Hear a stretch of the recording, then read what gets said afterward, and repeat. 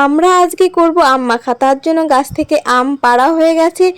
এই বছর প্রথমবার আজ আম মাখা খাচ্ছি, খুব এক্সাইটেড ছিলাম। আমরা 3 বোন মিলে বসে পড়েছি আম মাখা করতে। আমের ছাল ছাড়ানো হয়ে গেছে, এখন আম ধোয়া চলছে। কাঁচা আম মাখা করে কে কে খেতে ভালোবাসো অবশ্যই কমেন্টে জানিও। এখন থেকে আম মাখা খাওয়া লেগেই থাকবে, তো প্রতিনিয়তই খাবো। আর আম মাখা খেতে কে না ভালোবাসে বলো তো।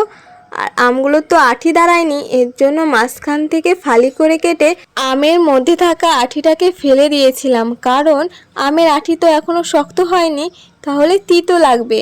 তারপর আমি চলে গেছি লেবু পাতা তুলতে। আর আম মাখা খাবো আর লেবু পাতা দেবো না, তাহলে কি হয় বলো তো। যে কোনো মাখা খেতে লেবু পাতা না দিলে ভালো লাগে না, লেবু পাতা দিলে আলাদাই টেস্ট হয়, টেস্টটা বেড়ে যায়।